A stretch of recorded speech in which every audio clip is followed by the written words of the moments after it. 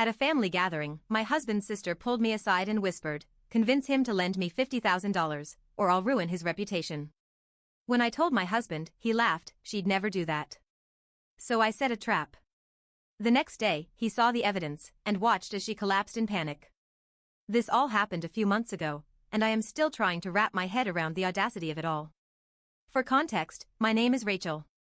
I've been married to my husband, Daniel, for 7 years. We live in Austin, Texas, and we've built a good life together. We both work hard, have a nice home, and while we're not millionaires, we are financially stable. Stable enough that certain people in Daniel's family assume we have money to throw around. One of those people is his sister, Melissa. Melissa has always been that family member. The one who constantly has some crisis going on, always needs money, always makes excuses when it comes time to pay people back. For years, she would guilt Daniel into helping her. I tried to be supportive, but eventually, enough was enough. She took advantage of him over and over again, and we had to put our foot down. That was 2 years ago. We told her, no more money. We weren't a bank. We weren't her emergency fund. Apparently, she took that personally. Daniel's parents live in San Antonio, and they decided to host a family barbecue. Nothing fancy, just burgers, beer, and an excuse to catch up. I didn't want to go. I knew Melissa would be there, and every time we saw her, she found a way to make things awkward. But Daniel wanted to keep the peace, so we went. I had barely been there an hour when Melissa cornered me. She pulled me aside, lowered her voice, and said, "Convince Daniel to lend me $50,000, or I'll ruin his reputation." I actually laughed, thinking she was joking. She wasn't. She just stared at me, completely serious, waiting for my response. I was so thrown off, I couldn't even react at first. Then I asked, "What the hell are you talking about?" She smirked. "You wouldn't want Daniel's secret to come out, would you?" Now, here's the thing, Daniel doesn't have any secrets. I know him. He's the most straightforward, honest guy I've ever met. If he had some deep, dark secret, I would know. So I just crossed my arms. What secret? Melissa tilted her head like she was trying to decide how much to say. Then she leaned in and whispered, "If you don't help me, you'll find out." I was done. I straightened up and said, "We're not giving you a dime, Melissa. And whatever game you're playing, it's not going to work." She shrugged. "You'll change your mind." And then she walked away. Just like that. I stood there, heart pounding, trying to process what had just happened. I needed to tell Daniel. On the way home, I told him everything. Word for word. He laughed. "Melissa would never do that," he said, shaking his head. "She's a pain, but she wouldn't actually try to blackmail me." I turned in my seat to face him. "Daniel. She literally threatened you." In those exact words. He smiled like I was overreacting. "Come on, Ratch. If she had anything on me, I'd know about it." I wanted to scream. This is the thing about Daniel, he always wants to see the good in people. Especially his family. I love that about him, but sometimes? It's infuriating. He thought Melissa was just being dramatic. That she was bluffing. I wasn't so sure. I couldn't stop thinking about what Melissa said. If she was bluffing, I wanted proof. And if she wasn't? I needed to know what the hell she thought she had on my husband. So I texted her the next day. "Melissa, I thought about what you said. Can you send me some proof?" She responded instantly. "Meet me at that little coffee shop on 6th Street. Alone." I didn't like that. But fine. I'd play along. I showed up with a hidden camera, an old phone in my purse, recording audio and video. Nothing fancy, but enough to catch whatever she was planning. Melissa was already there, sipping her overpriced latte. She was smug, like she had already won. "You're smart," she said, setting her cup down. "Daniel would never believe me without proof." So here, she pulled a USB drive from her bag and slid it across the table. "Everything you need is on there," she said, smiling. "Now, be a good wife and make sure Daniel pays up." I took the drive, keeping my face neutral. "What exactly is on here?" She leaned in, dropping her voice. "Let's just say, it's emails between Daniel and another woman. Some texts. Pictures. Pretty convincing, right?" My stomach twisted. Not because I believed her, but because I knew this was fake. Melissa was trying to frame Daniel for cheating. I forced myself to nod. I need to look at this before I say anything to him. She sat back, sipping her coffee like she hadn't just tried to ruin my marriage. No rush. But don't take too long. I took the USB and left. I was shaking by the time I got to my car. I had proof. I had everything I needed. Now? It was time to show Daniel exactly what his sister was capable of. When I got home, Daniel was on the couch watching TV, completely unaware that his sister had just handed me a pile of fake evidence against him. I dropped my purse on the counter and held up the USB. She gave me this, I said. My voice was calm, but my hands were shaking. She says it's proof that you cheated. Daniel sat up, his eyebrows pulling together. What? I tossed it onto the coffee table. Melissa says you've been having an affair. That this has all the emails, texts, and pictures to prove it. His face went pale.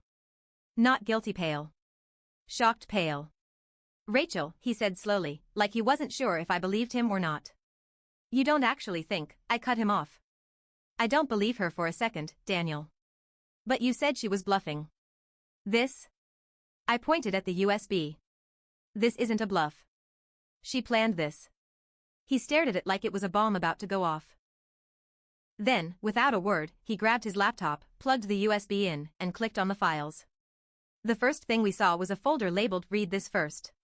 Inside was a document with a simple message: if you want this to go away, $50,000 will do it. Daniel exhaled sharply. She really did this. I sat beside him, heart racing. Keep going.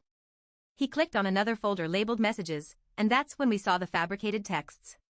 They were from a number that looked like Daniel's, same area code, same last 4 digits, but something felt off. The messages were too perfect, like they had been written by someone who had never actually seen Daniel text before. I can't wait to see you again. I wish I could leave Rachel for you. You're the only one who makes me happy. I wanted to throw up. It was so obviously fake, but it still made my blood boil. Then came the emails. Some were supposedly from Daniel's work email. Others from a personal account that didn't even exist. The messages followed the same pattern: fake confessions, fake longing, fake desperation. Daniel scrolled faster, his hands shaking with anger. Then we opened the last folder. Pictures. And that's when we saw the worst part. It was Daniel's face, photoshopped into pictures with some random woman. Some were innocent, him sitting at a restaurant, standing outside a hotel, but others? Others were explicit. Daniel slammed the laptop shut and stood up so fast the chair nearly toppled over. His hands clenched into fists. She actually did this, he whispered. She actually tried to destroy my marriage. I was shaking with rage. She didn't just try. She expected me to believe it. Daniel started pacing, rubbing his face. How the hell did she even get those pictures of me? That's when it hit me. She stole them, I said. Off your social media. Off mine. She found random pictures of you and edited them. Daniel ran a hand through his hair. This is insane. I nodded. And now we have to decide what to do. Before we could even process our next move, Daniel's phone rang. It was his mother. The moment he answered, I could hear her panicked voice through the speaker. Daniel, thank God. You need to come over. It's Melissa, she's saying all these crazy things about you, about Rachel. She's crying, saying you two are threatening her? My mouth dropped open. Daniel's face went red. What? We haven't even spoken to her. She called us an hour ago, his mom continued. She's saying you hacked into her accounts, that you tried to ruin her life, that you're trying to frame her for something. Daniel, what the hell is going on? I couldn't believe it. Melissa knew we had the proof, and instead of backing down, she was flipping the script. Daniel was seething. Mom, listen to me, Melissa is lying. She just tried to blackmail us for 50 grand. There was a long silence. Then his mother said, quietly, you need to come here. Right now. Daniel hung up and looked at me. She's getting ahead of this. I nodded, grabbing my coat. We weren't letting her rewrite the story. It was time to end this. The drive to Daniel's parents' house was dead silent. I could feel the anger rolling off of him. His jaw was clenched so tightly that I thought he might crack a tooth. His hands gripped the steering wheel like he was imagining it was Melissa's neck. I, on the other hand, was stuck between rage and disbelief. I had expected Melissa to panic when she realized we had proof. Maybe beg. Maybe cry. But instead? She was doubling down. Flipping the story. Telling Daniel's parents that we were the villains. I checked my phone. 10 missed calls from Melissa. I ignored them. When we pulled into the driveway, I could already see that something was wrong. Melissa's car was there. And so was a police cruiser. I froze. Daniel's knuckles went white on the steering wheel. No. No, she did not. I swallowed hard. She called the cops. We barely made it up the steps before the door swung open. Melissa stood in the entryway, looking shaken and small, like some kind of terrified victim. Behind her, Daniel's parents stood, looking equally confused and alarmed. And in the living room? A police officer. The moment Daniel stepped inside, Melissa pointed at him, voice shaking. There he is. That's him. He's been threatening me. The officer, a middle-aged guy with tired eyes, looked between us. Sir, can you step over here? Daniel's face was blank. He didn't move. Melissa kept going, fake tears streaming down her face. He hacked my accounts. He stole my private pictures. He's trying to ruin my life because I wouldn't give him money. My stomach dropped. She was trying to turn this into a revenge porn case. I opened my mouth to speak, but before I could, the officer turned to Daniel. Sir, do you have any devices on you? A phone, a laptop? Daniel exhaled sharply. Yeah. My phone is in my pocket. I'm gonna need to hold on to that for now. I snapped. Are you kidding me? She's lying. We have proof that she was the one trying to blackmail us. The officer held up a hand. Ma'am, I just need to. No, I cut in. You don't get to treat my husband like a criminal because his sister is a manipulative liar. Daniel's mom gasped. His dad, who had been quiet this whole time, finally spoke. Melissa, what the hell is going on? Melissa burst into full sobs. I was scared, Dad. I didn't know what else to do. Daniel has all these pictures of me, he hacked my accounts, I just didn't want him to ruin my life. The officer frowned. Miss, do you have proof of this? Melissa hiccuped. I deleted my accounts because I was so scared. But I have a text. She pulled out her phone and held it up. Look. He texted me this morning saying he was going to destroy me if I didn't give him money. The officer took the phone and read the message. Daniel didn't even look at it. It's fake. The officer's gaze flicked up. Sir, do you have proof of that? And that's when I smiled. Because yes. Yes, we did. I pulled out my phone and clicked on the voice recording from the coffee shop. I turned the volume all the way up and hit play. And then, right there, in front of the cop, Daniel's parents, and Melissa herself, we all heard her say it. Convince Daniel to lend me $50,000, or I'll ruin his reputation. The room went silent. Melissa's face drained of color. Daniel's mother covered her mouth. His father took a step back like he had just realized his daughter was a stranger. And the officer? He paused the recording and looked at Melissa. Miss, do you want to explain this? Melissa collapsed onto the couch, shaking. Nothing. No words. No excuse. She had lost. Daniel let out a bitter laugh. Yeah. That's what I thought. The officer sighed and rubbed his temples. Well. This just became a different conversation. I folded my arms. So what happens now? He looked at Melissa. Ma'am, at the very least, this is attempted fraud. And if they want to press charges, it could go a lot further. Melissa let out a choked sob. Daniel's parents looked horrified. Daniel looked exhausted. And me? I wasn't done yet. Because Melissa had one more lesson to learn. The silence in the living room was heavy, like the air before a storm. Melissa was still on the couch, face pale and blotchy from crying. The officer looked tired, Daniel's parents looked wrecked, and Daniel, he looked like a man who had finally seen his sister for what she really was. But I wasn't done yet. I took a step forward. Melissa, why? She blinked up at me, her lip trembling. Why go this far? The fake texts, the photos, the police? What the hell is wrong with you? She shook her head, eyes darting to Daniel, to her parents, then to the officer, like she was searching for someone to save her. No one spoke. No one moved. And then, Melissa cracked. I needed the money, she whispered. I scoffed. So you tried to destroy your own brother's life? She covered her face. I didn't think it would go this far. I thought if I scared you, you'd pay me off. Daniel let out a humorless laugh. Scared us? You tried to make my wife think I was cheating. You tried to turn my own parents against me. And when that didn't work, you called the cops on me? Do you even realize what you've done? Melissa's head snapped up, and suddenly, the tears were gone. Her voice hardened. Oh, don't act like you're so innocent, Daniel. His eyes narrowed. Melissa, his mother cut in, voice shaking. What is wrong with you? Melissa's hands curled into fists. You all want to act like I'm some monster, but let's not forget, I'm the one who always got left behind.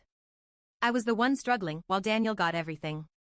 Daniel's father, who had been silent this whole time, finally spoke. That's not true. Melissa let out a bitter laugh. It's not? Daniel got the best schools. The best job. The house. The perfect marriage. And what did I get? A lifetime of being the family failure. And then, when I finally needed help, you all just threw me away. Her voice cracked at the end, but I didn't feel sympathy.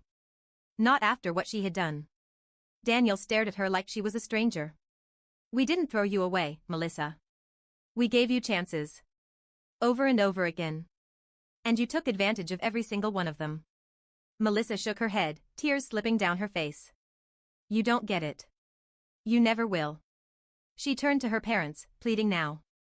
You believe me, right? Her mother wouldn't meet her eyes. Her father just shook his head. Melissa, you need help. That broke her. She let out a choked sob, pressing a hand to her mouth. And just like that, it was over. The officer sighed, shifting on his feet. Mr. and Mrs. Cole, do you want to press charges? I turned to Daniel. This was his choice to make. He stared at his sister for a long moment. Then he exhaled, long and slow. No, he said finally. I just want her out of our lives. Melissa stormed out without another word. Daniel's parents apologized over and over, but Daniel wasn't ready to hear it. He just nodded, hugged his mom, shook his dad's hand, and said, we need some space. And then we left. We didn't hear from Melissa again. She moved out of Texas a few weeks later. From what we heard, she burned through whatever money she had left, hopped from one failed scheme to another, and eventually disappeared off social media. Daniel's parents tried to reach out to her. She ignored them. As for us? It took weeks to process everything. Daniel had moments where he felt guilty, like he should have done more, seen the warning signs earlier. But at the end of the day, we both knew the truth, Melissa had made her own choices. And now, she had to live with them.